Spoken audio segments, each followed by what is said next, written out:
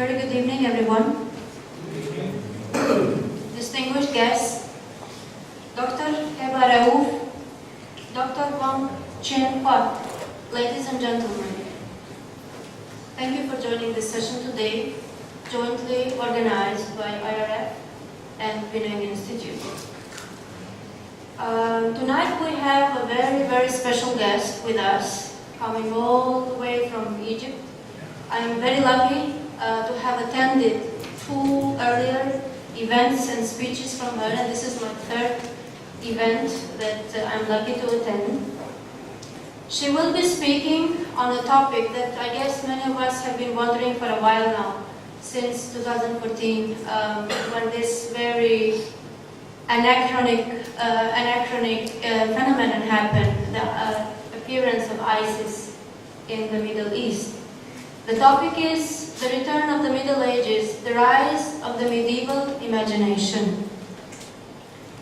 I would like to invite Dr. Heba to join at the stage, and also I would like to invite Dr. Wang to join at the stage.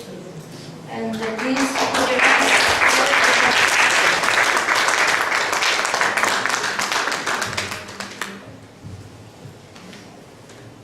Before we start, just a few words on Dr. Heba Raouf's professional background. So she has graduated and she has worked with the Department of Political Science in Cairo University for about 3 decades. Within these 3 decades, she has taught on contemporary Arab thought, political theory, as well as political Islam. Besides being an academician, a poet, a translator, as well as a political activist, she's been very active in Egypt lately, prior to the coup and post the coup as well. So she has been organizing youth programs as well as leading public debates. She has published widely on a range of contemporary issues. I would like to mention here 2 books which are actually in Arabic language, but I think there could be also Arabic speakers here. Very important books, namely Towards a New Civility and the Political Imagination of Islamists. Hopefully we will have this title in English soon. She has been a visiting professor, a visiting researcher and a fellow attached to many international and renowned world institutions like University of California, Georgetown University, Oxford Center for Islamic Studies, and so on. So we extend our gratitude to Dr. Heba for joining us tonight. And meanwhile, I just would like to have a few words of myself in regards to the topic. I think we need to be very careful when we actually mention something like the rise of medieval imagination. For many of us, medieval means something of the Dark Ages, something which has to do with dogmatism, lack of individual freedoms, has to do with lack of reasoning, has to do with the use of brute force, and perhaps intolerance, and so on. So it's an association that we have learned to understand that way. But when we say a rise of a medieval imagination, we should be very careful not to automatically assume that the ISIS and the likes of the ISIS today have a precedent in Islamic history, because they don't. In Middle Ages, the Muslim societies were flourishing in science, in arts, and architecture, and they were not what we imagine as the Dark Ages or medieval. Perhaps the term Dark Ages is more appropriate for certain periods, like you could easily say the Spanish Inquisition or something like that. So we need to approach this kind of topic with that footnote in mind. But to do justice to the topic, I would like to pass the floor to our 2 speakers tonight. So we could start with our main presenter, Dr. Heba Raouf. Thank you.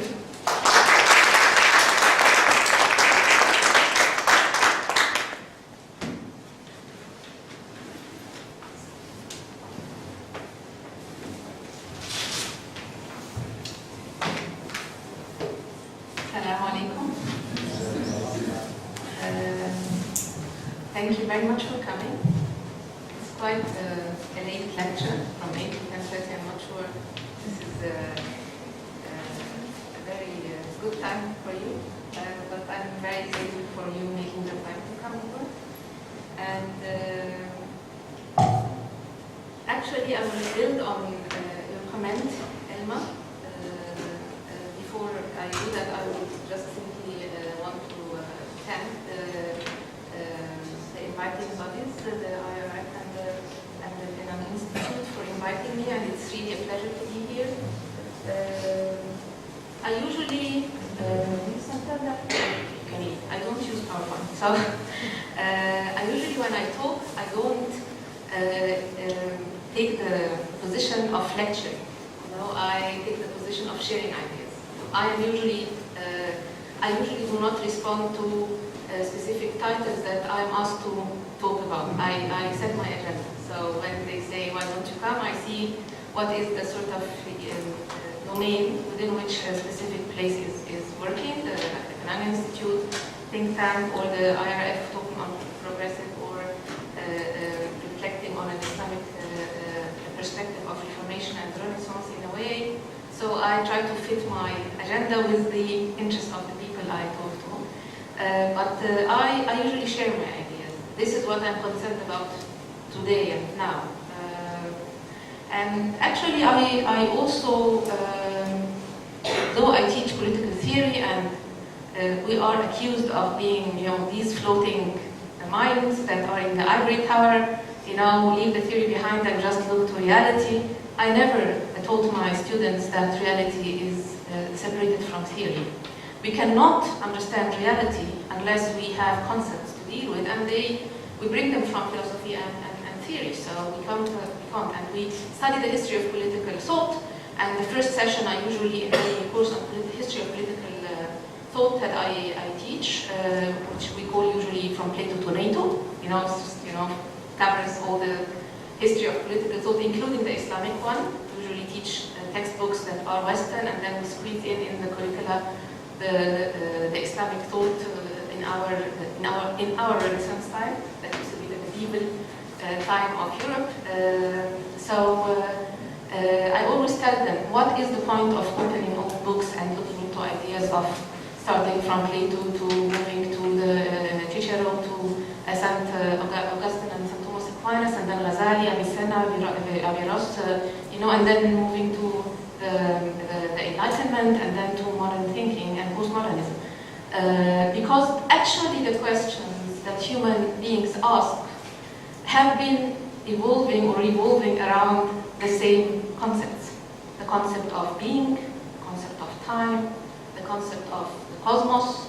What are we doing here? Who are we? Questions of identity, how to establish a good society, a virtuous city, whether it's a cosmopolitan city or a small city-state, whether it's in Athens or in Medina, in Islamic context or Athenian context or Jerusalem, or the questions were the same, and human beings act in the very same bizarre way. They act like that all across history, and they do the same stupid mistakes on the personal and on the communal and social level. So nothing new, really.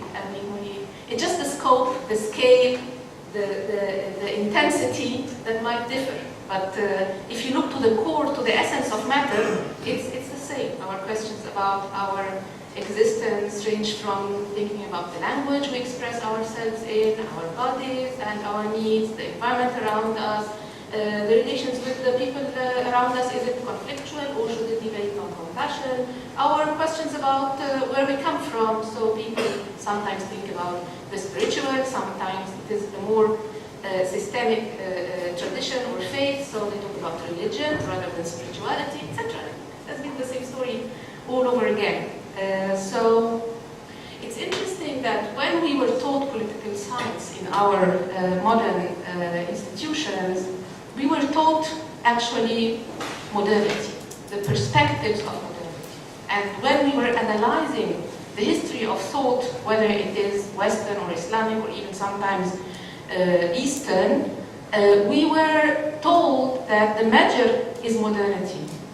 And the students would say, oh, this is a big mistake, this is a great idea, this was a very awkward position, you know, when they analyzed the life and the thought of different thinkers, based on their sense of right and wrong, somehow, you know, based on modernity.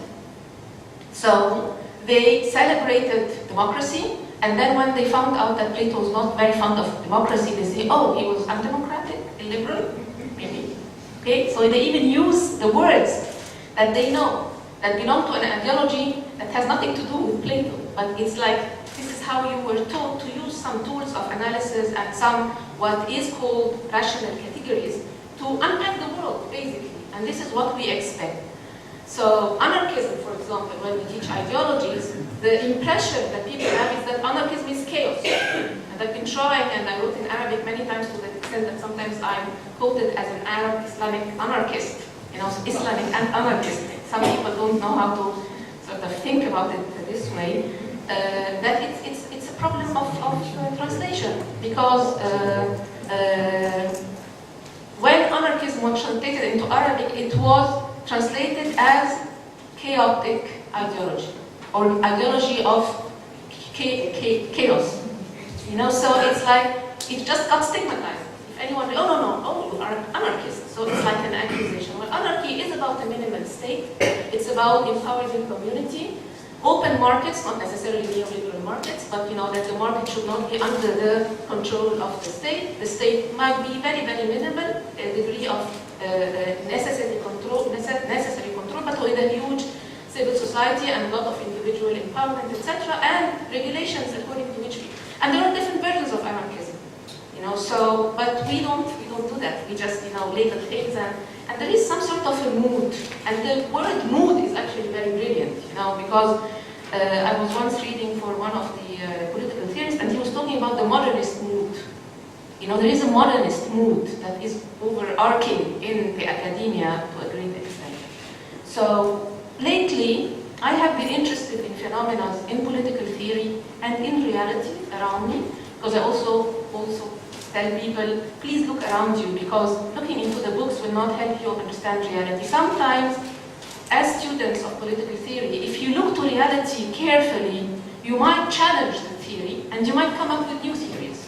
Theory is not Bible, it's not Quran, it's not the holy text. Theory is the way thinkers and theoreticians thought about the reality and wanted to abstract and make a map for people to understand ideas or realities or relations or institutions. And sometimes when these change, theory is outdated. And we will only understand that it's outdated when you tell us that it's not working. Because theory is like a toolkit. You know, when it's not working, it's not explaining anything, and it's definitely not helping us predict. You know, and then you are, oops, there is an Arab uprising. Nobody before 2010 could anticipate. The ultimate expectation would be that we were talking about democratic transition on and off with its problems and dilemmas, etc. in the Arab world since the 80s. But nobody expected an uprising that was called in some of the literature revolution. You know, this is not the age. As I always give that example, why didn't American CIA and intelligence and all these bodies predict the Iranian revolution? Because they simply looked and found a man with a turban who is 8 years old, based in Paris, sending cassettes back to Tehran, and there were leftist groups working on the ground in the universities affected by the ideas of Ali Shariati, and they just didn't make, they said, oh yeah, the student movement, something like this, the 60s, 80s, and in the 68, you know, mood. So, yeah, we don't expect much to happen. There was an alliance between the Shah and the United States, and this old man, he's a mullah living, he's in exile in France, so not much to expect. And then the Iranian Revolution happened. What they couldn't see is that religion can be a force of revolution. This was not in the textbook that they learned when they were undergraduates in the universities, early 60s. So by the late 70s, when they were in positions of power and decision-making and responsible for units of analysis, they just couldn't see. This is not in the theory that they learned. Religion is fading away. Modernity promises that people will become much more rational. Tradition and religion and anything that is absolute has no impact on reality. And people will eventually, generation after generation, throw that out of the window and become rational, modern, liberal, nice, civilized. Okay? And here, what is civilization? And what is civility? And who decides the models of civility that we are speaking to? I had a problem framing the title of the talk. Because, as Elma mentioned, when we refer to the Middle Ages, we're talking about the 15th century, the 16th century. These were not Middle Ages of our civilization. This was the peak of the Islamic civilization. We had, at the time, 4 centuries, our philosophical schools, our innovations, our scientific achievements. We had our arts, that you now go and visit in Iran, in Cairo, in Andalusia, in other places. So these were not medieval in that negative sense. Medieval and Middle Ages. But let me take it, not that I adopt it, but because it might help initiate the conversation. If this means that the medieval is something pre-enlightened, I will not say pre-modern, but pre-enlightenment, and if enlightenment, as the enlightenment actually was, it was not anti-religious.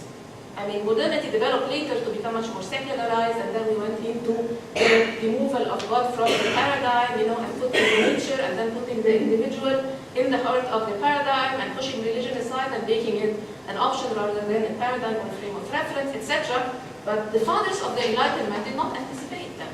Neither of the European continental Enlightenment, nor of the Scottish Enlightenment. I mean, everybody believed in God, and some of them were actually active in the communities and the religious communities, but they said, we have to put reason back to our, culture, and we have to think in a more different way, and the church, not religion, the church shouldn't be dominating in such a way, and the ideas resulted in a change in the political system, and then we had the Westphalian moment, and etc., and so on. And you're aware of that. But it's interesting that if we just take it as a metaphor, as a tool that we are just using in our Middle Ages, and that it is pre-enlightened, and it is not so much what we define as civilization. So civilization is a complex notion that entails achievements, entails institutionalization, entails looking for the welfare of a majority of people rather than minority, combining notions of virtues, civic virtues, if we say so. I have been interested in actually 3 basic phenomena that have struck me as a human being when I was looking around to this messy world we're living in. The return of the tribe, the rise of new forms of nomadism. I'm a nomad. I came here and I'm staying here for a short while, but for this short while, I'm not a tourist. I'm not coming with my camera to be here. I'm not interested actually in going and seeing places. Well, usually when I travel, I'm not a sightseeing person. They are kind enough here to invite me tomorrow for a tour, but this is not usually what I do. I go to some places, I never see the monuments, the museums. I'm interested in talking to people actually, and speaking and expressing myself and listening. So the return of the tribe was striking because 2011, when we had the uprising, many people just rushed to politics, formal official politics, and this is not my interest. I was publicly active for some time, for a long time in my life, and engaged as a citizen. So I don't call myself a political activist. I call myself engaged citizen, very active. These political theory people are very active. So with this engagement, I decided that I don't want to be part of a political party. Everybody was established. Every 3 people on a cafe were discussing how to establish their own party, because it was like a moment of opening a window of opportunity after the uprising in Egypt, and I was not into that. But I got many invitations from universities in different governorates, not the central cities in Egypt, and I worked for many years with different youth initiatives, and they were complaining, oh, you are the elite of the center, in the periphery, nobody comes and cares about us. So I used to go to very distant local municipal universities where I would talk to youth, and they had all these dreams and aspirations, and the movement was like magic, They thought they can do a lot to to change the future of the country and to have more power. And when I was traveling around Egypt, I realized that when we were all the time talking about how the Egyptian nation is quite homogeneous and its diversity is intellectual rather than ethnic, or even when we're talking about Christians and Muslims in Egypt, you can't differentiate between people unless, even Muslim women sometimes don't wear hijab.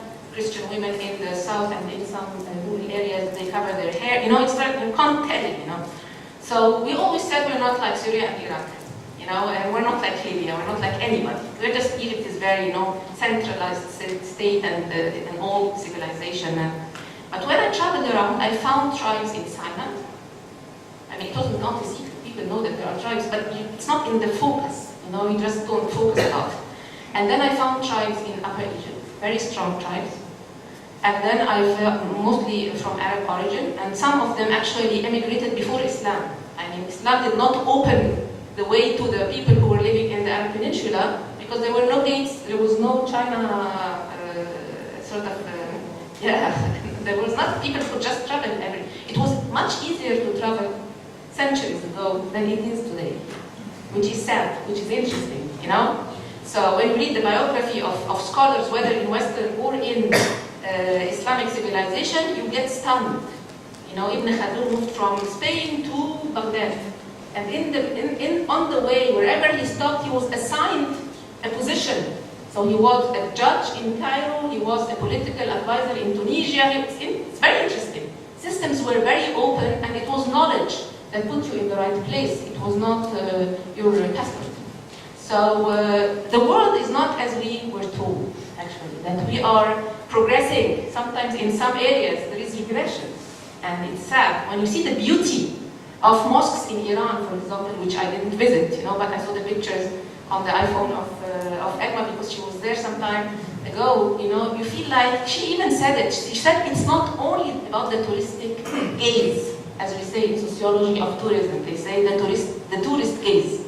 That the tourist, when he goes to Morocco, he expects to see like Aladdin, cartoon. And this is actually why Marrakesh has been sort of stopped developing as an urban area to keep the structure and architecture of old times, because there is a tourist gaze.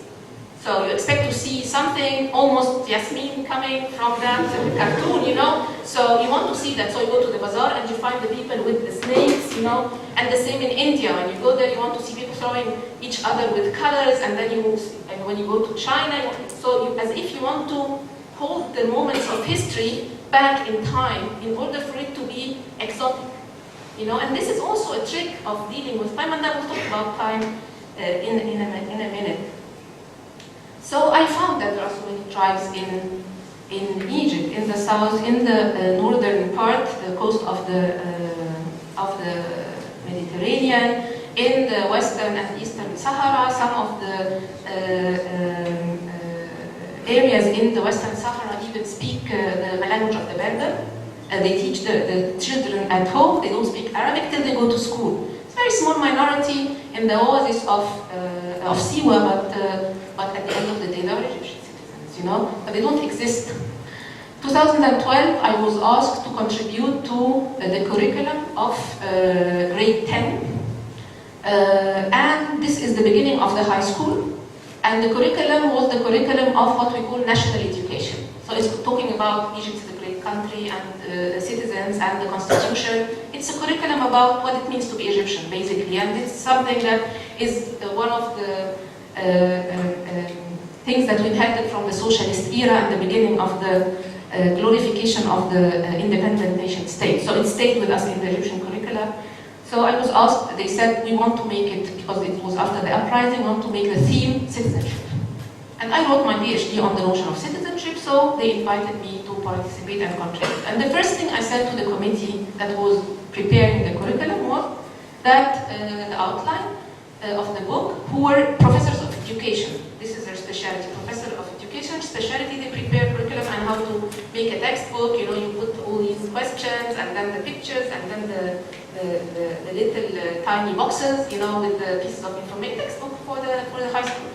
And I said to them, I would like, after the uprising, to see a more multicultural representation of Egyptian identity and Egyptian citizenship. So I would like to read more about faith and citizenship. I would like my children even to read more about the presence of tribes. We have also, ethnically, we have Nubians in the south of Egypt, in Aswan. So Nubians are, according to ethnicity, not the same ethnicity like the rest of Egyptians, but they are Egyptians, and they speak Arabic, and they are predominantly Muslim. So this should be, if I take the book as a student in Aswan, I would like to find something written about Nubian. If I'm a student in northern coast of Egypt, then I would like to see something related about the tribes from Alexandria to the borders of Libya. If I am the students in Sinai, I would like to see a box with the main tribes in Sinai, you know. And they said, okay, we are professors of education, we are professors of politics, get us the material, and it's our business to cut it and put it and, you know, cut and paste and do the technical thing. I called people I know from all different places. The Nubians provided me with very important small library or a CD of books, you know, on Nubia. I asked friends from Sinai and they gave me a list of the tribes and provided them with all the material. My job stopped there, and then I gave it to the professors of education and I went back home. And I did my best. The book was published, not a word about tribes, because it's a matter of national security. It was not a time to highlight the diversity in Egypt. It was a time to focus on order. Because there was, according to the mind of a nation state, we were in a state of disorder. Uprising means disorder, by the way. And the president was forced to step down, Mubarak. And of course, obviously, in 2013, we found out that the state, the apparatus, the deep state as we call it, or the sovereign state, to be more accurate, not very happy about what happened. Okay, so the book is still now taught. I heard from a friend back in Cairo that it's still the textbook that is taught till today. Very nationalistic, very unifying, but I saw the tribes with my own eyes. Nobody ever taught me anything about political anthropology in my faculty. The utmost we learned was political sociology. Political socialization issues and, you know, community, identity, stuff like that. But anthropology, the formations of societies, we were not taught that at all. It's not part of our curriculum. So I started reading about tribes, and then I found out not only that tribes play today, a very important role, and never ceased to play a very important role in Africa, in aboriginal areas in Latin America, even in Australia, you know, there are tribes that were there. And the modern project, which turned colonial, interestingly enough, this is an issue to discuss in a different lecture, you know, how this Enlightenment project turned into a colonial project, and how the French Revolution ended up with Napoleon taking over. I mean, it's like, and then catching up again later, you know, but it's interesting how the cycles of history are so unpredictable. You know, it's like ups and downs, you know, there is no unilinearity at all. So I don't know why people assume in the modern thinking that the unilinear perception of history, it's like, this is a myth. You're talking about myths, you're talking about rationality. These were myths upon which our modern understanding was based. And I went back to literature, I found out that I'm ignorant. Literature is there, anthropologists have all the time been talking about tribes. And they said, starting the 80s, we also predicted in anthropology that tribes would fade away. As much as sociology of religion professors were preaching that religion will fade away. And everybody was surprised, starting 70s and 80s, that religion came back in all religious traditions. And fundamentalisms appeared on the surface in all religious traditions. And anthropologists were surprised, or were not surprised, that the tribe became much more active, not only as social formations, but as political players as well. And when the state fell in Iraq and in Syria, it was very obvious that the survival of people in day-to-day life in many areas depends on tribes. Tribes are not evil. Tribes are networks of solidarity, networks of protection. These are the people. Okay? So you don't come and change and twist reality, you deal with it. Interestingly enough, even more, that the state that was in the third world preached as an agent of modernization and nation building, as if we did not exist. It's going to build the nation. Okay? Use the differences within society to foster its legitimacy. So it made alliances with specific tribes and alliances against some specific tribes. And even in Egypt, the country, usually the government, during the times of elections, goes to the tribes and makes deals. Because tribes are equal to massive voting. If you make a deal with the tribal leadership, then the vote is massive. You just need to make a deal with one man, and then you get 500,000 votes, for example, or 50,000 or 10,000 or whatever. So this has been going on, but it has been studied here and there, but not networked. And this is what I call networking of debates. I was giving a lecture 2 days ago about is a civil state Islamic? And I was talking about how in some seminars I sit with very important scholars who are talking about deconstructing modernity, the malaises of modernity, discontents of democracy, representative democracy and its malaises. And then you go the following day to a talk and then they ask you, is Islam democratic? Is Islam modern? Well, we were talking about modernity yesterday. It's not that great. It is important. It is a human achievement, but it has got also its problems. So when it has got its problems, it engaged me in asking the question, to which extent would we want religion to be engaged in building a modernity? Or talk about multiple modernities that different cultures can actually initiate, and how we can have an overarching understanding on the universal level so that we wouldn't have different models that eventually are contesting each other. But the simple question of, is Islam democratic, looks very superficial. Is Islam modern? Well, if you want a very direct answer, no. It's not modern, and it's not against modernity.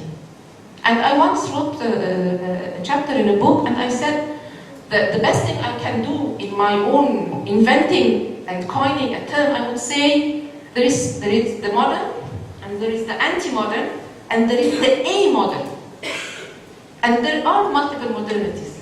So we don't have to think in terms of, dichotomies. Is it good or bad, black or white? Things don't work this way.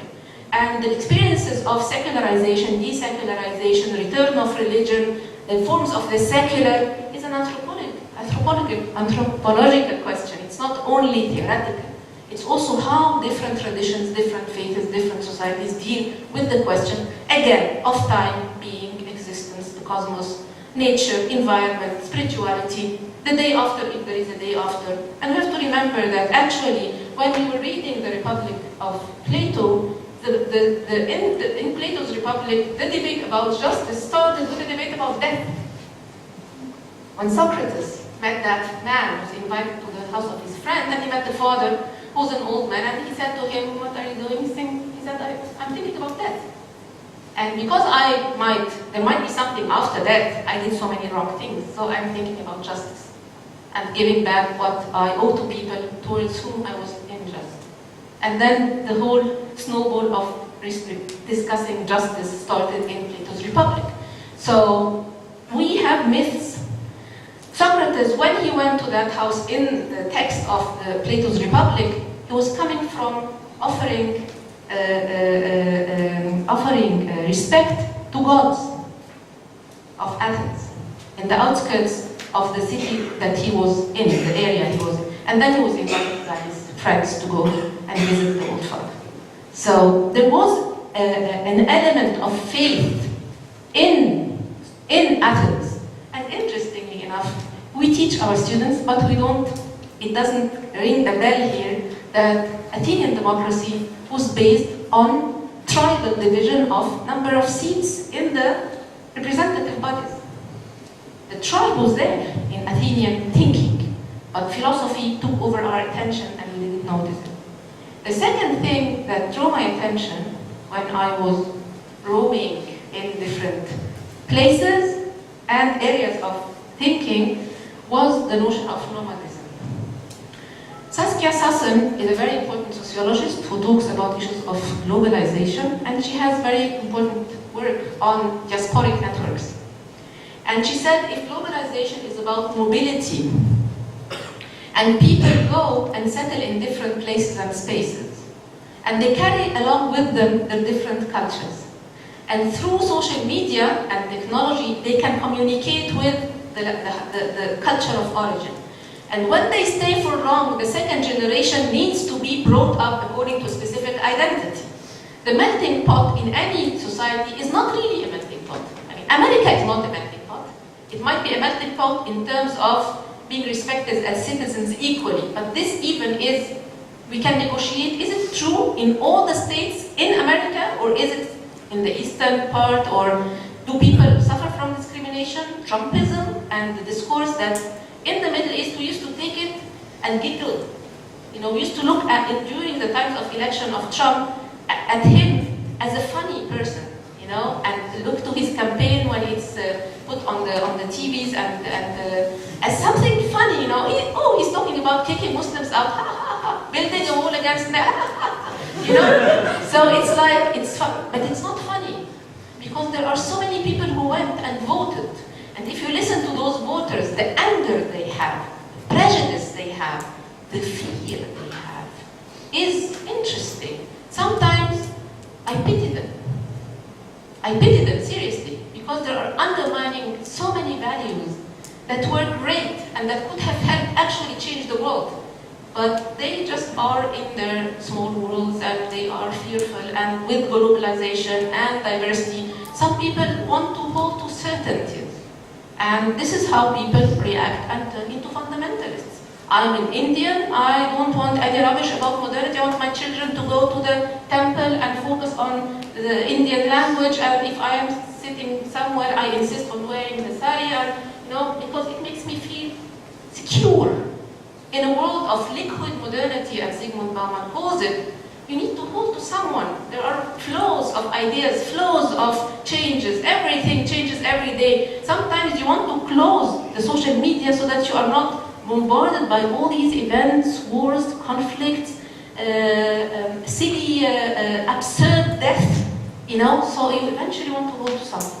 So nomadism, actually, that we used to consider uncivil, because the nomad should settle to establish civilization.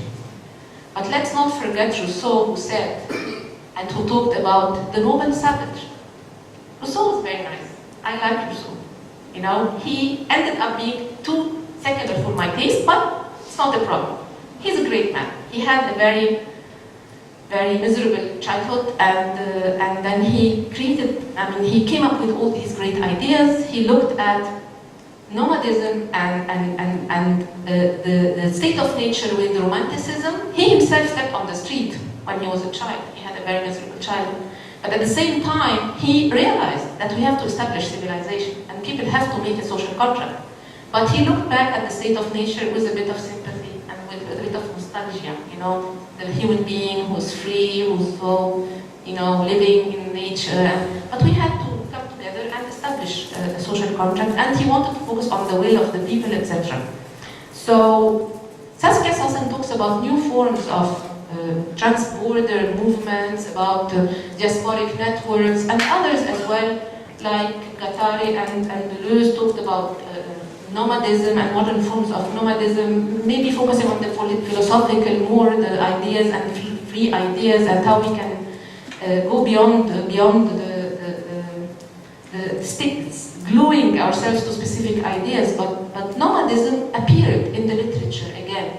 But it's a new form of nomadism. Tribalism is new form of tribalism. So you cannot consider it to be the old form. It is related to the old form, but the context is changing. So it is, that's why they call it neo-nomadism, neo-tribalism. On one hand, there is a neo-tribalism, and on one hand, there is new tribalism. How is tribalism new? In some cases, it's like, what is a tribe about? Taking the essence. It's a network. People consider themselves to be different than others based on kinship. So remove kinship. A group of people considering themselves to be different than others. Hopefully and preferably living together. Assuming that they play a very important role in society, seeking power if possible above other tribes. Okay?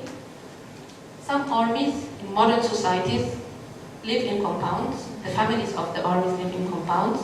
They consider themselves to be the ones who sacrifice for the country, so they should get exceptions. Because you pay taxes, they pay lives. Okay? And the sovereignty of the state is based on that. The land in different third world countries is allocated by the army or allocated with the permission of the army. We defend the land, we control the land. Of course, in the name of people, and there are parliaments, but usually parliaments sign and there is little accountability, and sometimes they don't even look into the budget of the army. I'm talking about the airport, basically, and I'm sure that the example is. So we started trying to take tribalism, change the kinship assumption of tribalism, and precondition of kinship, and turn it into a form of solidarity, esteem, putting boundaries between you and the other groups in society, and said tribalism is practiced in neo or new tribals that we are seeing by the same techniques. So you belong to a specific elite, you belong to a specific ethnicity, and you act like a tribe, acting like a tribe. A book was written by a Harvard professor of anthropology. The title was The Tribal Imagination. He did not only say that tribes are coming back, and this is like an anthropological topic to discuss and research. He actually made a further assumption. He said, the human imagination is basically, essentially, tribal. Who said that we think individually? He said, he made an assumption, it's a big book, worth reading, interesting, and he said the human mind is actually tribal. It thinks in terms of the collective, not in terms of the individual. When you make calculations about your life, it's not true, even in a modern society, even in a postmodern society, that you think individually only. The distances and spaces are more large. But people sometimes travel across the globe to attend a wedding or to stay with an ill mother, or they network and cluster along ideas or professions, or so professional life includes also new forms of tribalism. Don't forget, if you want to compare, that we had something called Shell citizen. Those who studied Shell company, the petroleum company, when you are working in Shell for long years, they say you are Shell citizen.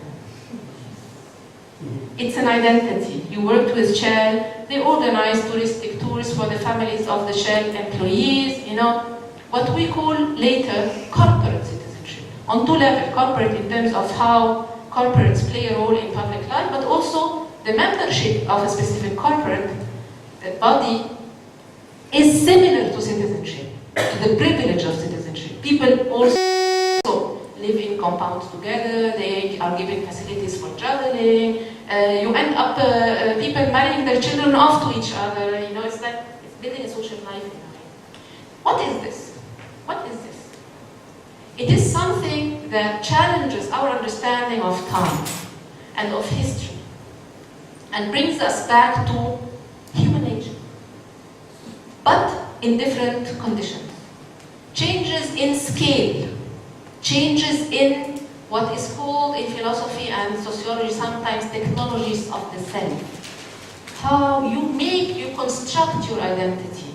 Some things are new, like varieties of religious experience or new forms of identity when people transgender, there are things that are unprecedented because technology had, changes in society had, but the macro phenomena are bringing back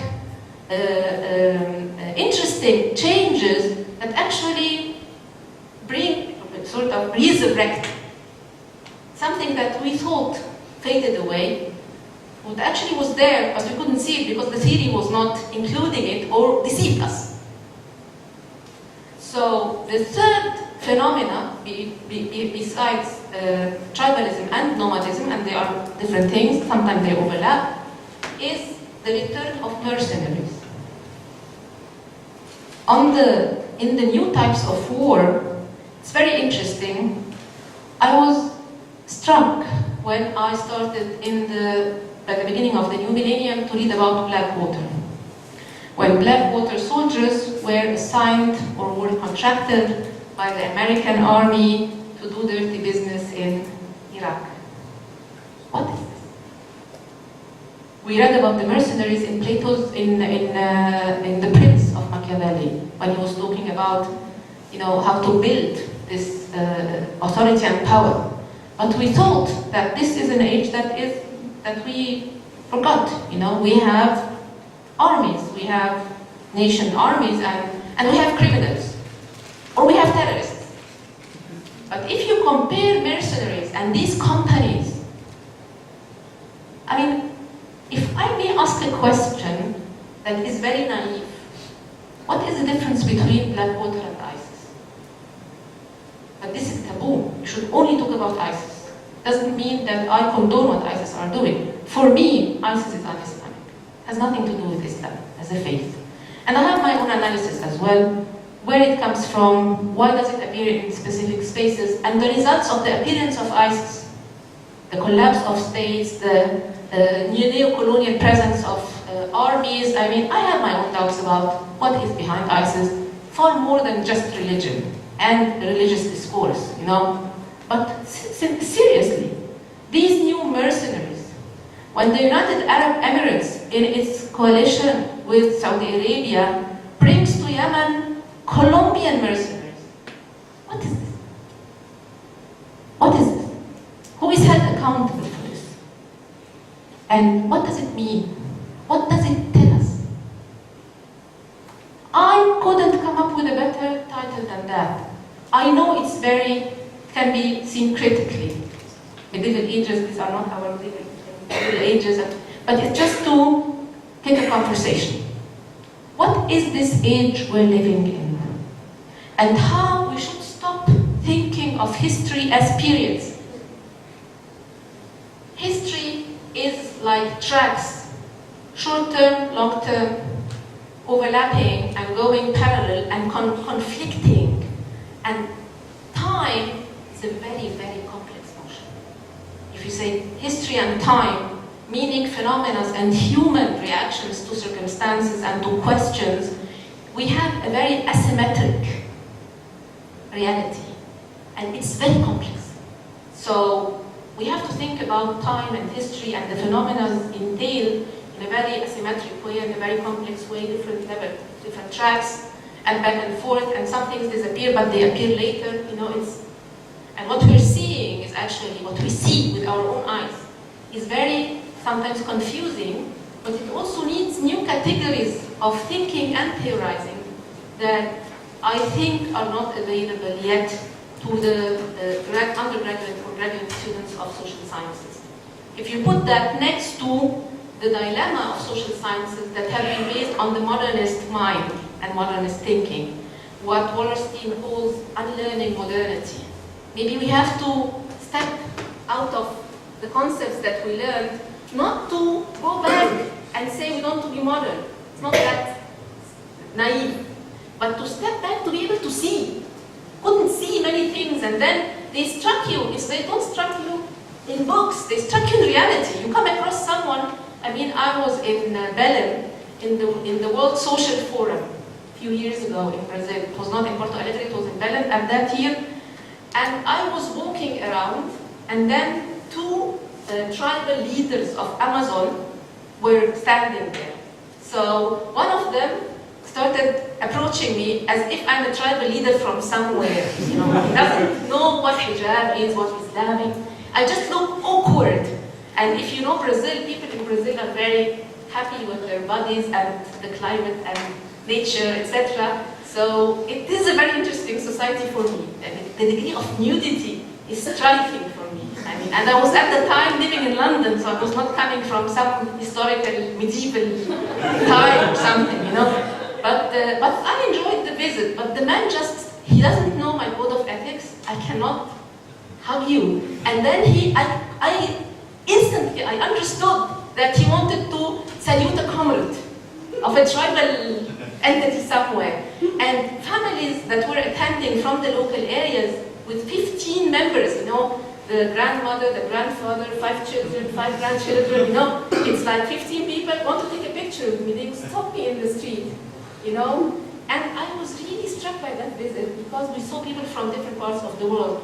The World Social Forum is a very interesting place because you see what you don't see in the media. You see what you don't see in cities. You see only what you read about here, read about there, conference, a campaign, a petition that is sent to you in the inbox in your email. But then you see this 100,000 people coming from all parts of the world, and you realize, I was not told that. Nobody told me how to deal with that theoretically. And it's not about diversity and pluralism. It's much more complicated than that. It's about, we have to think again about the way we think. And I think that this is important. These are the things I'm working on these days and I'm trying to struggle with. Last but not least, the return of Christian Orthodoxy. Christian Orthodoxy has been there all the time. Everybody's interested in Islamic fundamentalism, ISIS, Muslim brothers, you know, even Islamophobia, these Muslim terrorists, you know. But nobody was no churches condemned, as far as I know, in the Middle East because they are very much victimizing themselves. They are subject to oppression in many areas and discrimination. But at the same time, no Orthodox church issued a statement like Al-Azhar is supposed to issue a statement every time there is a terrorist attack. Muslims should issue a statement saying Islam does not have to do anything with terrorism, you know, you have to, otherwise they would kill you, you know. Nobody said, what is the Orthodox Church doing in front of the airplanes flying from Russia to strike civilians in Syria and doing like that with the cross in front of the planes? And the Pope of the Orthodox Church in Russia saying that the war in Syria is a just war. And the Archbishop of Canterbury making a statement that the war in Syria is a just war.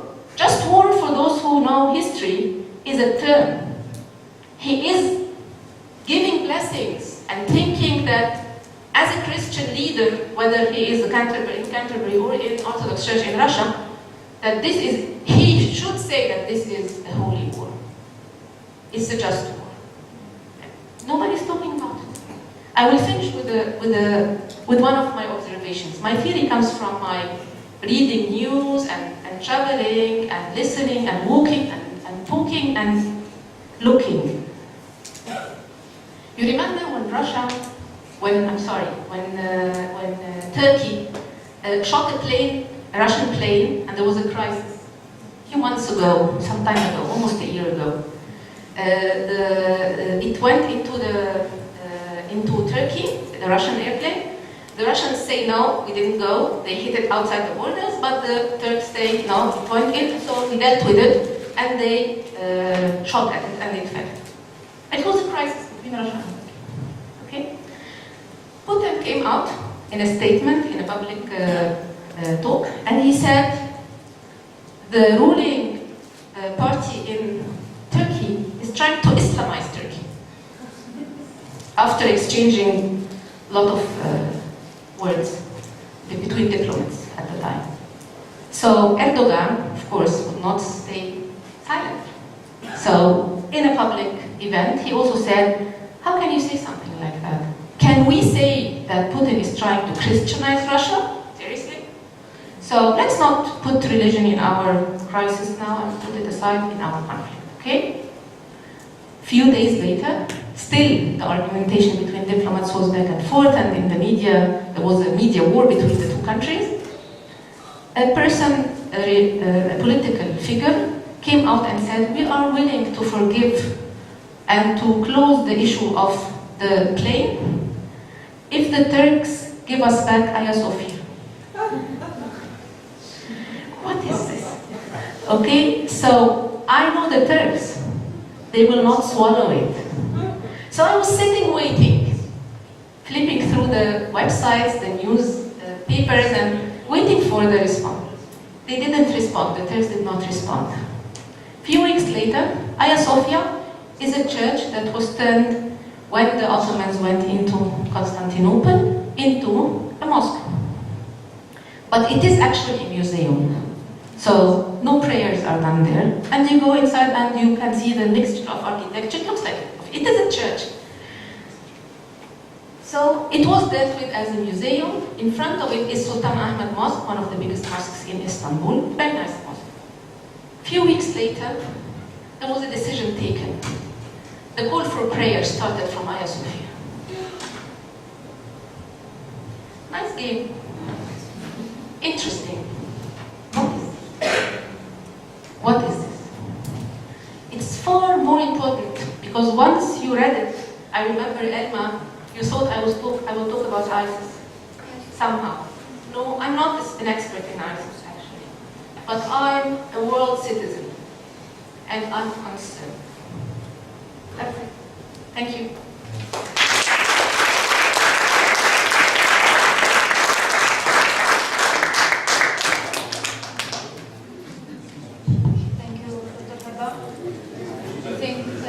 That's a lot to digest. She has touched across multiple concepts and multiple phenomena.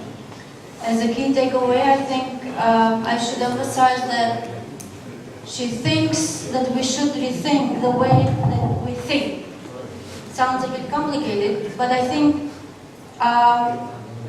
what it may mean to us is that we should stop thinking in terms of dichotomies.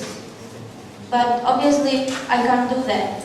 So later on, we might come back and ask again, well, we understand that the rise or the return of mercenaries is a bad thing, but perhaps you could elaborate later on. So the return of tribalism, is it a good thing or a bad thing? And the return of nomadism, is it, of course, again, this is the thinking in dichotomies, but perhaps we could gain a little bit insights on that. So with this, I would like to invite Dr. Bond. Please, the stage is yours. Good evening, ladies and gentlemen. Thanks for joining us tonight, and we're very lucky to have you, Dr. Eba, to share with us your wide knowledge on, we've moved from one continent to another, and get us to rethink a lot of concepts. It sort of brings me back to my PhD days, listening to lecturers speaking on political theories. And our institute's executive editor would like to be here very much, but Dr. Wiki Ling has other prior engagement tonight, so he can't be here. He sent his apologies. Dr. Just now you touched on a lot of things, so we'll not try to capture things. I think what we are seeing now, we are all living in a very, very interesting time, not only for Malaysia, but the entire world. And I suppose history is like, in the ancient Indian analogy, a big elephant. So some of us may catch the trunk, others may be foot, then someone may touch the tail, and we all just see part of it. So I want to take just one point from what you talked about, tribalism, the return of the tribes and so on. This is interesting because what we are seeing in Medina is very much emergence of subnational forces. There are many cases because the state was a post-colonial product. They never really have very strong foundation. I mean, at the moment now, Iraqi Turkistan is having a referendum. And that might be, Kurds would love that they eventually get a nation state one day. But what we are seeing is a huge change of landscape. This is bottom-up, subnational. I think there's one interesting thing is that coming back from your introduction to the last part of your talk was actually supranational challenge nation states, the Caliphate, which was in your introduction. Now I've tried I know very, very little about Middle East to try to be an expert here. But I would just like to share a little bit of comparison in history. Because sometimes people like to look at things, not necessarily just in dichotomy, but rather in isolation.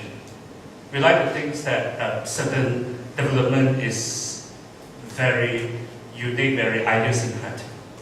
It may not be so. Because we go back to the questions of, I want to visit these questions of caliphate, restoration of caliphate, because it really, now at our front backyard, we have Malawi in southern Philippines, which is just next door to Sabah. I want to come back to this because I think what is interesting is how can nation-state remain legitimate in that onslaught? Because we cannot deal with this. Then what we are seeing in Middle East is just the beginning. How can country like, for example, we like to talk about the world's largest Muslim nation, Indonesia, survive that? Because you have the Indonesian government just recently banned Hizbut Tahrir, peaceful, if you like, a peaceful movement pushing for caliphate. Now that banning itself is controversial in Indonesia because you have liberals who argue and say that's a very authoritarian move. What I want to go from there is that why are people so much driven to this? As I started, I say that we perhaps need to put things in context. And the context I want to put in, go back at least 1924, the year that the last caliphate, the Ottoman Caliphate, collapsed. And to go back a little bit earlier, the Ottoman Empire has been in decline for decades before that. It was called segment of Europe, the segment of Europe. Now, if we want to draw a comparison, what will come into mind? The segment of Asia, which was dynastic Qing in China. You basically see two very powerful imperial, very powerful empire based on two sets of different non-Western civilization facing the onslaughts of the rise of the West. And both were subjected to invasions and colonization. Now, but they happen in a very different way. In China, China lost some of its vassal states like Vietnam, Korea, at one point Taiwan, and so on, and Mongolia. But large part of China remained intact. Ottoman Empire was completely fragmented. So you look at the old Ottoman Empire as a pie. Today you're left with only minor Asia, Turkey. And the interesting things coming from there was that when you talk about caliphate today, why I suppose that correct me if I'm wrong, that why caliphate is so interesting, is so appealing to many Muslims is that it ties back to imaginations that when Muslims were united, they were strong. Because the idea of caliphate was that this is a political, is a community, a political community that unite all Muslims. Now this is, you find similarly with some Chinese nationalists who lament the invasions, the encroachment of the West, because they worry that China would break down like Soviet Union and so on. But today you do not see that happening. And in fact, China is talking about its one route, one belt initiative. On the other hand, what happened in Ottoman Empire was that you have this fragmentation. Now, what about the response to these two civilizations? In the face of foreign threat, you normally come up with two strategies. Opposite strategy. One is to imitate your enemy. can is to reject whatever your enemy is doing, going back to your own origin. Now, both civilization, both empire, that the Ottoman and the Qing, took these two paths. But they ended very, very differently. I start with China because the story is relatively simple. After the loss of the Opium War in 1842, followed by the rebellions of Taiping and so on, China started talking about westernization. But there was another path in China history that go back to resist all form of Western influence, thinking that they could actually survive. That episode was extremely short-lived because it ended in the Boxer Rebellion, which led to invasions of Beijing by 8 Western powers, including Japan. You basically have a bunch of people who believed that they could resist Western gun power with their swords and so on, because they're protected. Now, the important lesson for China was that after that, no one seriously thinks that you can avoid westernization. The China history after that part was basically about what path of westernization you take. And so in the later years, what you find was between nationalism and communism. And if you were to think that this is really about ideology, you have got it wrong. It wasn't really about the ideology. Why do I say so? Because if you talk to some communist sympathizer, people who are pro-Beijing until today, they would tolerate Beijing's suppressions of trade union. If you are leftist, you cannot be, right? You would have to stand with your workers. So how could you actually support capitalism in China today? So what drives the support for communism in China then until today is actually nationalism. It's a whole idea of standing up against foreign threat. It was not really because of communism or nationalism, democracy whatsoever. It was a question of national survival, of civilization revival. Now, come back to Ottoman and the Muslim world. I think it takes much more extreme path than in China. Because on one hand, in the ruins of Ottoman Empire, you have Kemal Atatürk built up a secular republic. Now, this particular mode of secularism is a very hard one. Many of us would like to think that, especially in the Muslim world, would like to think that what Kemalist Turkey represents is the original ideas of secularism. It's not true. Secularism in Europe did not have a strong anti-religious framework. Secularism in Europe, if you trace back, it would start at 1648,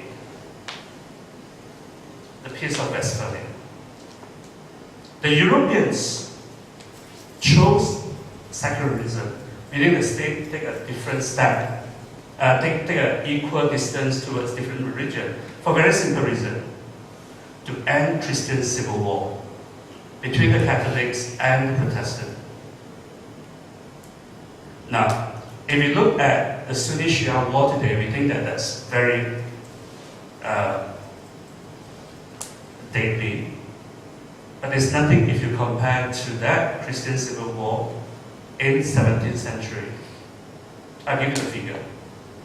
The war lasted 30 years. How many people died? 8 million. 8 million people died in 30 years. And after that, Europeans just decided not to die for God. So instead to die as Catholic, as Lutheran, as Calvinist, they decide to live on as Christian. Now, In Turkey, you did not see that soft form of secularism. It took a very hard form because it was modeled on France. Why? The idea was not, ultimately it's about nationalist survival. It's like in China. But they took a much harder line, pushed all the way. On the other end, you have a much more stronger response on going back to the basic, going back to the origin, which is interestingly found in British India and British Egypt. Islamism. And in the Muslim world, this will never resolve. The two strands of thoughts stay on. And what decide which one to become more powerful? It was actually, to my mind, in their ability to stand up to the West. Why is it that today, when we think about Palestine, we see it as a Muslim issue? It's so natural we think that it's a Muslim issue. But if you go back to history, in the 60s, it was not a Muslim issue. It was an Arab issue. What shifted? Because the secular governments in the Arab world failed. They failed to revive the Muslim world. They lost to Israel. That makes Islamism become more popular. Because eventually what we are talking about here is a reaction back to Western colonization.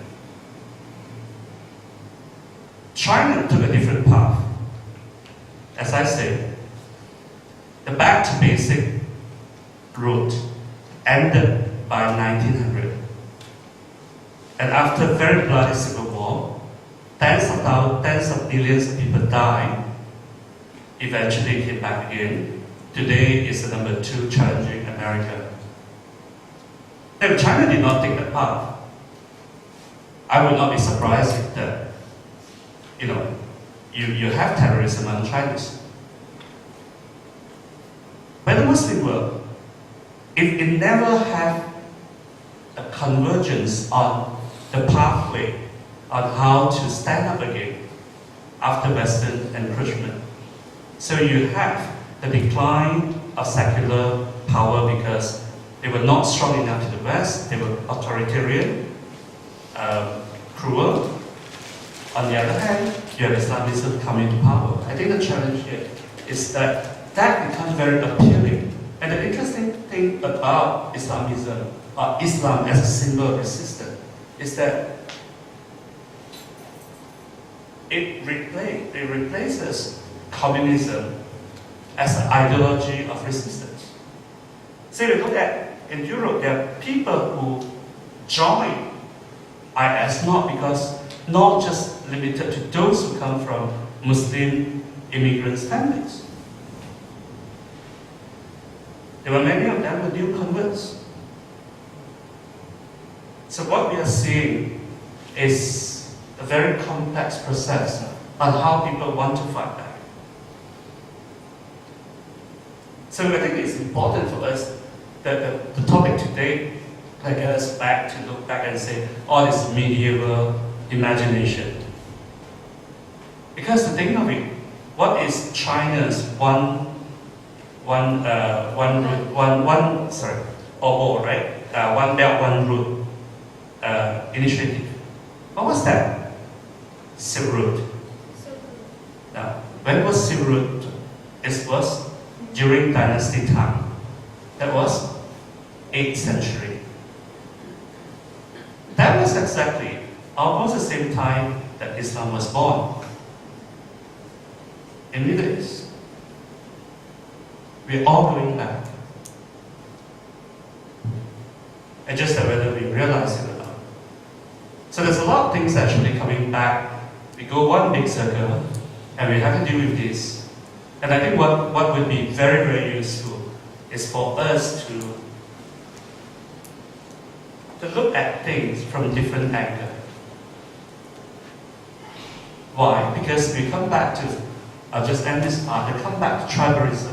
I think what is dangerous is the sense that our world is so tied to people next to us.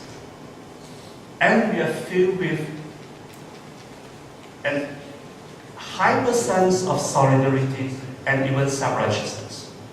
So much so, we believe that we are always a victim. We never victimize others. I want to end this with a little legendary anecdote about a Chinese deity called Guan Gong is a very famous general. If you have seen Chinese movie, Hong Kong movie, they always have a statue in the police station with a blade, long beard, very macho. But this guy died having his head chopped off. So the story went that his ghost never get rested. His headless ghost would ride on his horse every night shouting and say, "Return my head, return my head." And a monk, a Buddhist monk, who came from his hometown one day, came to this mountain and met his ghost. And the monk asked the general, "What are you shouting?" General said, "Return my head." The monk said, "But, sir, you have chopped off so many people's head, to whom they should ask for their head to be returned." And Guan Gong, according to the anecdote, reached his enlightenment and converted to Buddhism after that, because he realized that it was karma. Now, I do not intend to sell you a religious ending to this, but my point is that we are all victimizers and we are all victims at the same time. You want to put it in a very, very blunt way. Why are we here? Coming back to your questions of identity. But I'm not taking it from a political, philosophical one. I take it from a very evolutionary, psychological answer. Why are we here? We are here because we have enough villains and cowards among our ancestors. You get my point? If all our ancestors are good guys, they probably have died a long time ago. We never have a chance to be here. Good people have always gone extinct faster than others. Right? The very reason why we are here is because we have enough bad guys, chickens, among our ancestors. So they either kill other people or they run away when someone should die. And therefore we survive. And maybe if you look at that, I think putting ourselves into the ancient history, we may be able to deal better with the world today. Thank you.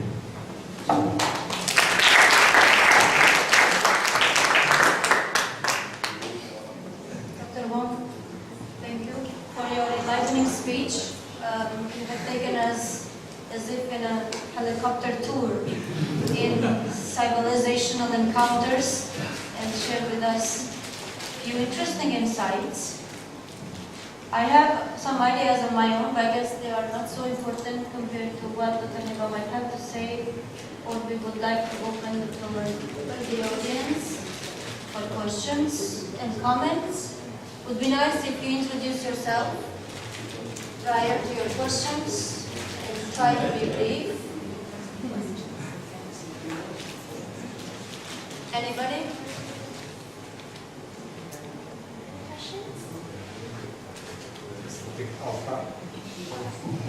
They can be reflections as well, they don't have to be questions. Hopefully I can get the ball rolling. You asked what's the difference between ISIS and Blackwater.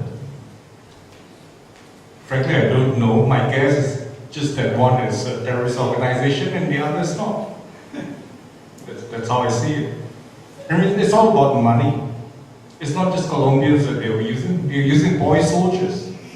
That's why they know. I mean, basically, ISIS was what? I think they graduated from Camp Burqa.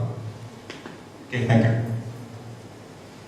So we'll take a few more questions and and then perhaps you could take your time to respond to that.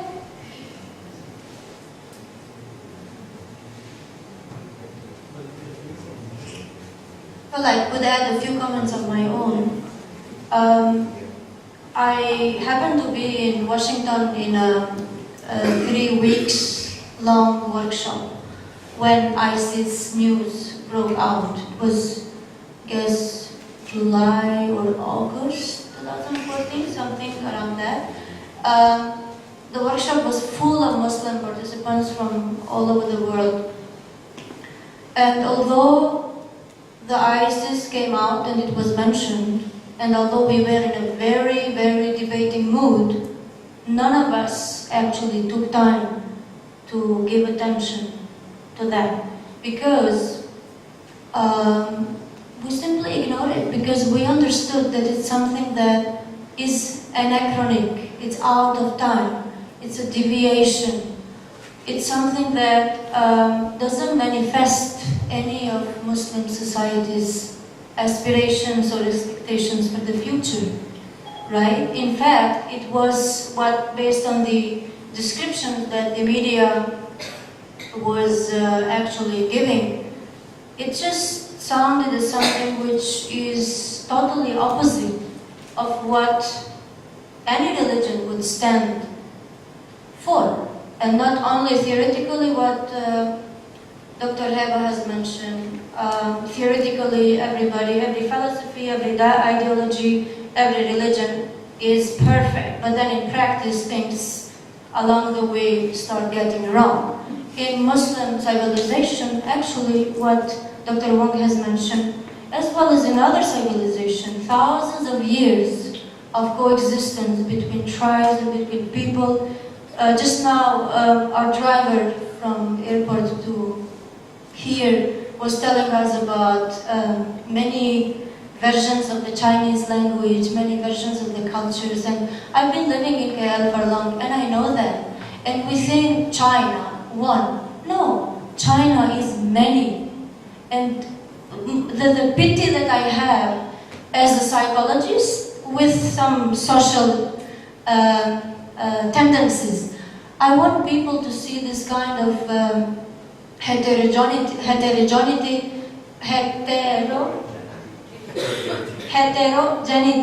with positive view. We are, I don't know how it comes, but even with the taxi driver today, he was describing it in a negative way, right? Just like Shia Sunni. People think it's a big deal. It's two, right? If you start counting the denominations in Christian, it's like thousands, but it shouldn't be seen negatively. It's just the way people decide to be. Like the culture, the treasure, people have been contributing for years, and they have found a way to enable a public space of tolerance and so on. So now what Dr. Heba said, our history is not as ugly as we think. In fact, sometimes we try to do ugly things today and we distort the history. And then in the name of the history and in the name of some sacred notions, we justify what we try to do today for our political expediency. Just one more to relate on One Belt, One Road. I never had seen this negatively, to be very honest. I had written a lot on economic theory and on economic phenomena, especially in terms of the state versus business interest and the clash of interest and so on. But there is nothing wrong if people of different parts of the world get inspired from their past and try to build a brighter future, as long as they don't do this because they want to be stronger than that kind of civilization and they want to go for it. That's not, and if we go for survival of the fittest, the evolutionary perspective, then that might happen as well. But that's not the way to be. The civilizational way to be is we build and we cooperate. So One Belt, One Road is a concept which actually is a very bright legacy for countries starting from China up to the Middle East and I guess the Mediterranean. It's something which was very bright because there was trade being developed in between countries, and the silk produced in China reached Rome and the cities of southern Europe, and people were rich and they were exchanging their well-being. So it was something good. So why we should take it today negatively now? Of course, there is ideologies and policies in place that could be abusing the term, just like ISIS is abusing some of the Islamic terms. Like when ISIS appeared in that workshop, nobody wanted to discuss it because we know our religion. But there is so many Muslims out there that they don't know their religion. And they can believe that. And there is so many people in the world that they have heard about Islam once or twice.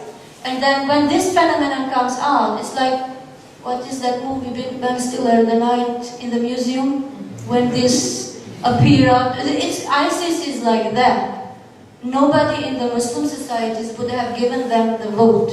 That doesn't mean that the young people who are perhaps having no prospects in terms of social, progression might not have been seduced by this kind of very extreme ideas, because today we live in the world of Star Wars and all this kind of legendary. For that kind of age, it's very dangerous. But the point is, when ISIS appeared, although we didn't want to discuss, there were many of the academicians that insisted that ISIS has to do something with Islam. And there were many of the media and journalists that insisted on the same thing. Even though we have seen, starting in the Middle East, from Algeria, Morocco, and Islamists, most of the time they have failed the elections because average Muslim people, they didn't want to give them the vote. You propose a public policy to me. If I don't like it, I don't care if you put the name Islamic in front of it or not.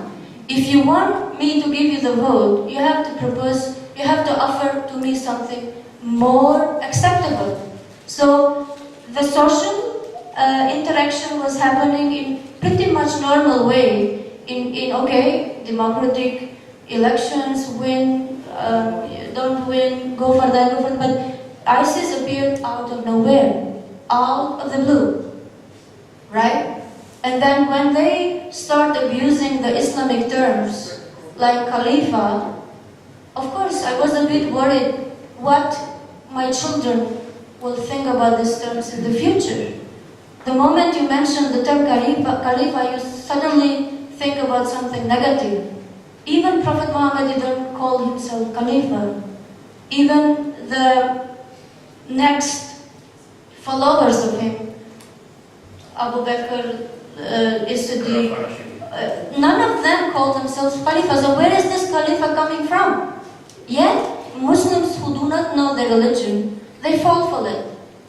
Right? So things are much more complicated, and we shouldn't be abusing the terms and the legacies of our past. And we shouldn't see our past only in negative, because there was a lot of good things everywhere. Maybe social theories coming from the West with political and colonialist tendencies sometimes want us to see our past in different ways, but we can see for ourselves.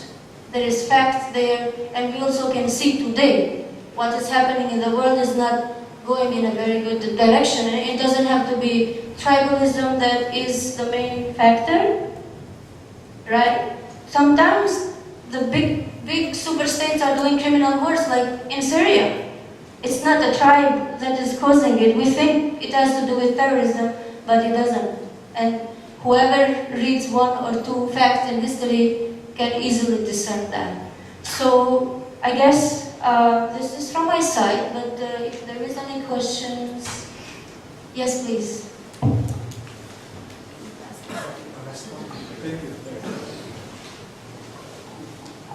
Thank you. I think the Dr. and probably Dr. Wong, I think there's no elaboration, there's no evaluation. What is the Middle Age and the medieval imagination constitute? Is it an era of civilization with cultured people? Or what is it? Is it that some people are so fascinated? Yeah? They try to revive this. So I think you elaborate or summarize what are the features, the good features about this Middle Ages thinking. What is the feature? What is the thing that other people are attracted, are appealed to fight for it? It hasn't been clarified. Please clarify. Thank you.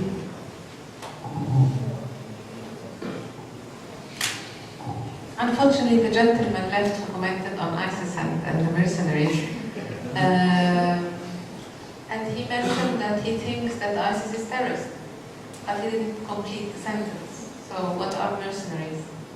And let me there ask as well, and what are armies of the sovereign state? And what type of new wars are we witnessing? And what can we make out of that if we put it all on the table? And this was not my field of study. I did not study.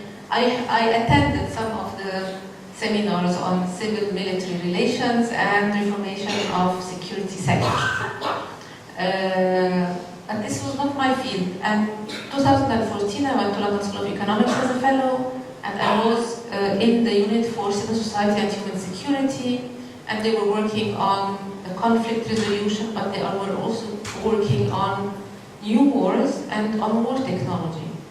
And I attended many talks and discussions in the unit on the new types of war and the use of drones, and on the lack of accountability of regular armies of nation states regarding the crimes committed during the war, and the fishy and very fragile situation of the International Criminal Court, and that some nations did not sign the treaty of the International Criminal Court, and they do not want to hold their soldiers accountable. And then the UN troops that were supposed to keep peace have been accused in many instances. Oh, you gentlemen came back. In many cases, I was trying to put your question, your comment on a wider map of let me call it, please have a seat. Yeah. On a wider map of thinking about industry of death, what I call industry of death.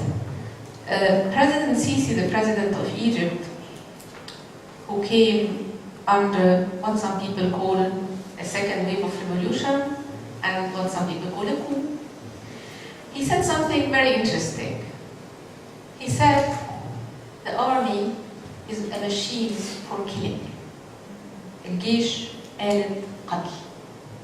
And then he was talking about Sinai, and we should not interfere in Sinai, and we should deal with it very carefully, try to curb terrorism, but not violate the rights of the original people of the tribes of Sinai, etc. This was 2012, 13. 2013 he started the war on terrorism in Sinai. Many civilians are being killed and nobody's held accountable. And so far, the war on terrorism in Sinai is still going on after 4 years. So they promised us at the first year that it will take weeks and they will hand Sinai back to the Egyptian people clean. And this is the 4th year. And many countries have been supporting the regime, providing it with arms to empower the killing machine, as described by its own leader, to fight terrorism. But there is more into it than just fighting terrorism. So I have been trying to think for many years about the basic questions to be able to take moral decisions in my life, moral positions in my life. And I sometimes ask questions that have nothing to do with my being a political theorist, you know. I just thought, if I put all these different legitimate or illegitimate or terrorist or corporate machines of killing on the table and then think as a human being, what type of killing can I legitimize and what type of killing should I condemn? And the war in Syria was an eye-opener and a heartbreaking experience for me. Because I saw how this small group of ISIS not only did atrocities that were making me sort of, with this medieval imagination, thinking about cutting, chopping heads, etc., but at the same time bombing a city and committing herbicide with new technology of war is not less barbaric than chopping heads for me. It looks more barbaric to see someone's head chopped. It's awful. I don't watch I just sometimes see the picture, I can't watch videos. I decided right from the beginning of the war in Syria years ago, I'm not watching videos. I don't want to lose my heart. I don't want to get used to that. I can't. I read the news, I see some pictures here and there, and then thank you very much. This is enough for my heart. I can't bear that. But it's interesting how modernity managed to give legitimacy to some types of killing. If you manage to be in power and hold the flag and talk in the name of a nation and do the very same thing that others are doing, it's legitimate. And I'll tell you, as a human being, I have been thinking about this for years and it's still very problematic for me. Seriously. Does not mean that I accept something as better or, it's just, I have been struggling with that for years. And I don't want to see people killed, but at the same time, I think there is something really seriously disturbing about new types of war, different types of killing machines and killing apparatuses, and war technology. Since the Oppenheimer reflections and discussions about the nuclear weapon and the responsibility of nuclear physics scientists. Are they responsible for the outcomes of the nuclear bomb, or they are just sitting in their labs and this is not a moral responsibility? And Oppenheimer was discussing that in the debates after World War II as a scientist. This was the beginning. I read that when I was in high school. And it started with me. I read also Brave New World at the time. And I couldn't imagine that we will watch this going on with robots and with technology and with surveillance and with the big brother in every corner of the globe, So there are so many things we have to reflect on, not only in terms of intellectual interest and being more aware of what's going on in the world, but also to reflect as a how can I call it? It's not only existential. Sometimes I think it's also a spiritual endeavor to think about the world and try to reflect about good and bad, ugly and beauty, ugliness and beauty, and try to make sense of the world. And I think it's a life endeavor. There are no final answers, but I think any question is legitimate.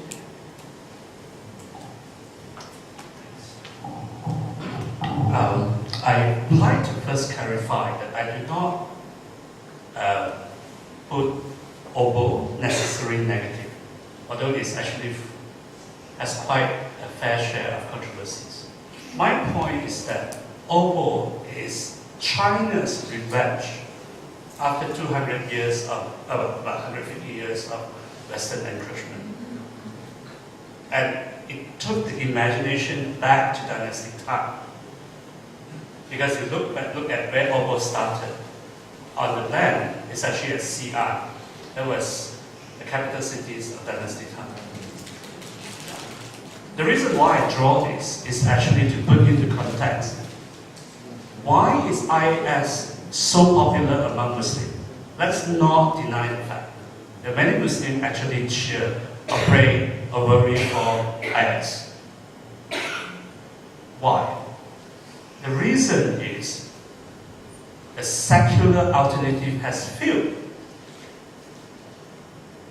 Had Jordan, Iraq, Egypt been successful in the 6 Days War and so on, Islamism would not have been so popular today.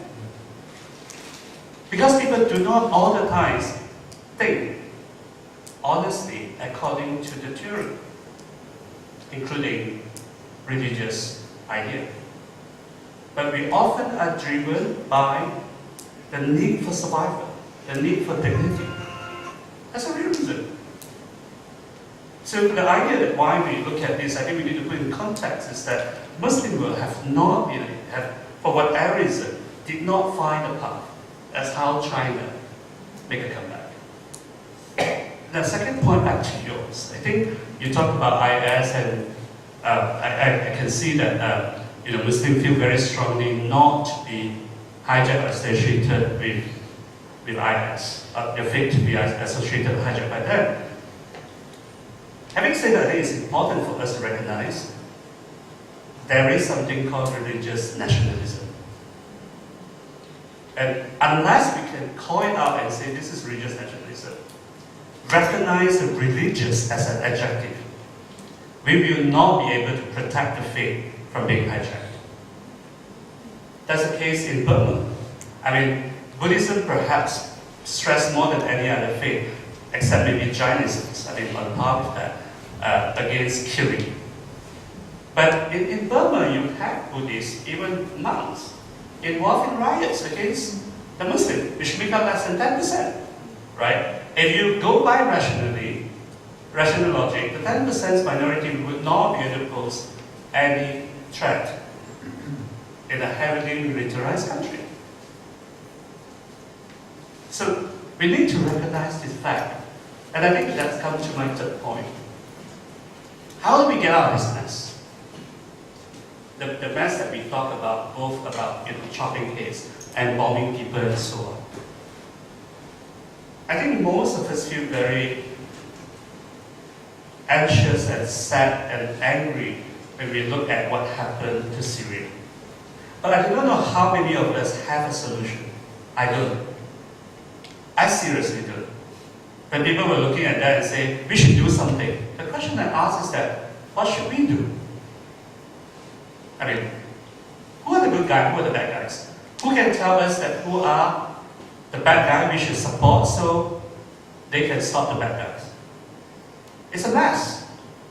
Like it or not, it's a mess. So I would not try to think that I actually have a solution for Syria.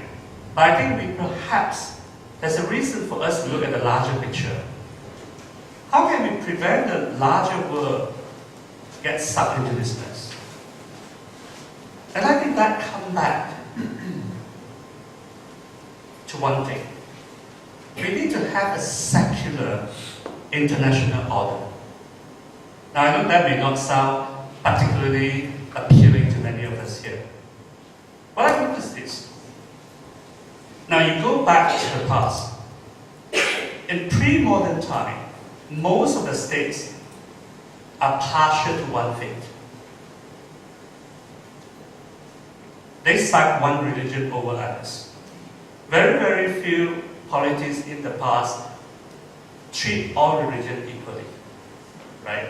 But the partiality take different level. For example, in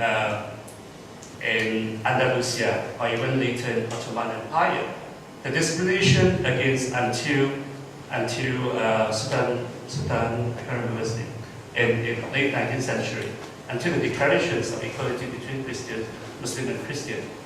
The non-Muslim were discriminated in the sense you have to pay your poll tax, right?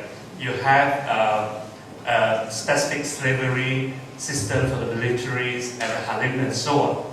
But otherwise, the non-Muslims in Ottoman Empire actually live a relatively good life by contemporary standard. Because if you were to live in Europe, you probably were forced to convert completely, or you get banished, or you get killed. Even to happen to be the wrong sect of Christianity. And I think in 12th and 13th century in southern France, you have a case of genocide against the entire city. And just because they happen to be declared as a deviant sect by the Catholic Church, right? So we're talking about different level. I think the situation we have today here is that in the West, at a national level, for all the imperfections, secularism is a principle. But international level, many Muslims do not see it that way. They see themselves as suffering from the subjugation since 19th century. And of course, the memory starts there. The memory doesn't go earlier and say, now, why was Ottoman Empire in Eastern Europe, in Hungary, in Vienna? No one asks those questions, right? People start asking and say, why were British, Russian army in Ankara, in Istanbul? So my point is that the world is not perfect, but what we perhaps need to move on is to reduce the importance of religious community membership on individual faith. How do we live shouldn't depend on which group that we belong to. Only in that way we can perhaps find peace for everyone. Because otherwise, if you feel that you are shortchanged in the system, you will find a way to fight back. And when you have nothing to lose, when you don't care about losing your life, then being suicide bomber is a fantastic solution. It's a very cruel fact, but that's the truth, right? So at the end of the day, is how do we actually find a solution that we can all peacefully coexist, rather than we have to take each other down.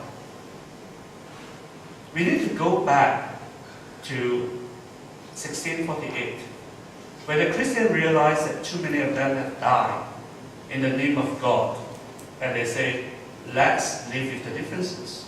Now that's important not just between Muslim and non-Muslim. Look at Yemen. How many people died?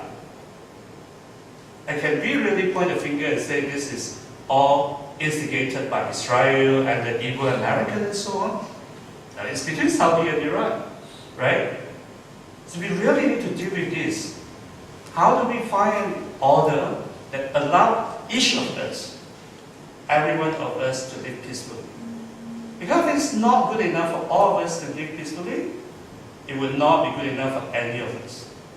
It's just a matter of time when you get hit by the next bomb. Thank you, Dr. Wong. I think this is a very important imperative. Your last sentence, how to find a way to live peacefully. Otherwise, no point, because it's our turn next, Yeah. especially in our globalized world. Dr. Heba, would you have anything to add on that? I just want to add one last point. Because I am not a Malaysian, obviously, I was back in Kosovo during the war, 1999, and my grandmother is a Bosnian, so I had family in the Bosnian war as well.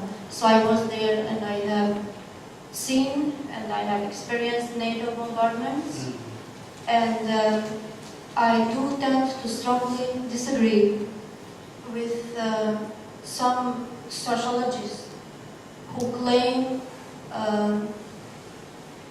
in terms of truism, something that nobody can deny, that if a person is really cornered badly, he can turn into terrorist because there is no other way. If you kill my family, if you've been torturing me for years, if my economic system has collapsed, if you give me no way out, then what did happen to a human being is that that human being will turn into a self-blowing machine. And I think this is not true. And I'm not speaking this from theoretical perspective, I'm speaking from experience. Bosnian War, how long? Years. Kosovo War, how long? Years. And Kosovo year, obviously it was a bit shorter in time. But it actually was longer in context. Since I was a primary school kid, we had issues every day. In and out primary school, bombs around, demonstrations around, protests around. You could easily expect to be shot any time of the day. And you used to live like that because you don't know that there is another way of living. So 10 years, 20 years, like our parents were totally outcasted from the economical system. Of course, all of them were professionals. study law, study medicine, study engineering. Suddenly one day, the military machinery comes in all around. So you imagine families living for years without having any income, any normal, regular income. It was the diaspora that actually sort of enabled people to continue the basic living. Yet, all of those years, despite the killing, despite the torturing, there was no self-blowing person in our country. And I wonder, why? Because a human being wouldn't do that. A human being, when you are pushed into the corner, you would actually find another way, which is usually spiritual, but you will not self-blow. So the new phenomena, terrorist phenomena, whatever, the self-blowing machinery and all that, this is not natural.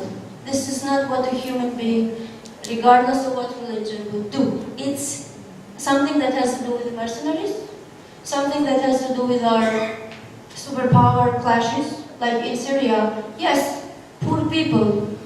It's easily, you would easily see that it's a geopolitical issue, but it's the people who are paying. And then if here and there you have this kind of terrorist phenomena, we tend to generalize it. But in fact, naturally, psychologically, socially, it is not a normal phenomenon. And I can tell you, and I can testify from the experience. Thanks. Thank you very much for sharing your personal experience. And let me clarify if I did not make myself very clear, and that certainly is my responsibility. I think in social sciences, we do not talk about things as absolute causality. The same thing in medical science. What it means is that smoking, when we say smoking may cause you lung cancer, we do not say everyone who smokes died of lung cancer, right? Because you have other factors that come in. So how do we know that smoking can cause lung cancer? We collect samples, we find that those who smoke register a higher percentage than those don't. And perhaps why you say, of those people who smoke, why some people survive longer without anything, there might be other factors at work. So I completely recognize the fact that suffering does not necessarily lead to, an appetite and desire to become suicide bomber. Perfectly, I see that. You see that happening in many episodes of human history. I do not have any strong figure, but I suppose, on the other hand, when you look at societies with chronic unrest, violence, unfortunately, you almost certainly find inequality, discriminations, and so on. Because in a big population, there's enough things for some people to say, this is the way I'm going to take it on. And for Malaysia, it's not hard for us to know, because north of our border in Peninsula, you have the Patani. Further from Sabah, you have the Moro. And I'm not saying that, who is entirely at fault whatsoever, that's a whole debate, right? But as long as we do not resolve all these problems, I think we all eventually have to pay, because it's a collective karma. I'm using it in a very non-religious sense. Well, this one I fully agree, because in the debate of nurture versus nature, I think this has to do with nurture. So we can grow monsters. You could make up schools and you could graduate monsters out of it. We can do, human being can do, but this is not what we want to do. And going back, I think I should just emphasize the point that terrorism is a very modern phenomenon. It didn't happen in traditional societies. There were types of wars, there were types of survival, conflicts and so on, but terrorism, in terms of individual self-blowing, is a very modern phenomenon. Yes, partly because that explosion is a modern invention. Because if you look back at assassination, history is wrong. In China, at least, it goes back to 2,000 years ago. And the word assassins came from the sect in Iran, right? and that's in I think medieval, 10th century, around there. It was actually a big part of Sharia, one of the Sharia sects. So all those things actually came a long way. It's just eventually, I think what we need for the world to go peacefully is a recognition that other people can do unto us what we do unto them. The ability to reciprocate, and sometimes in a negative way. And our problem, as human beings, is that sometimes we like to think that we are much more superior than others. We can do on them and they cannot fight back. But even the weakest people would find a way to fight back, and that's part of the things that we are seeing. So I think we need to take this on and say, all of us have some responsibility. And the solution is to make everyone has a better reason not to be mutually destructive. Thank you, Dr. Wong. Dr. Heba, would you like anything for the closure? Yes. Any last questions? I have a question. Yes, please. Hi, my name is Tita. I have a question, more academic, not about war. It's about tribalism. You mentioned about this is the 3 points. One of it is tribalism. I see that tribalism also comes with influential leaders, like in Malaysia, for example. We have tribes. It's states or villages and so on. Recently, we see a development where certain state has more powerful sentiments, but it counts with the leaders as well. So is that tribalism in the modern era returns with the influential leaders, do you think, in your opinion, or was it like already there, but enhanced by the leaders itself? That's my question. I don't have an answer. I have to look into that. I never thought about it, relating tribalism to charismatic leadership. Thank you for the question. I will look into it. Because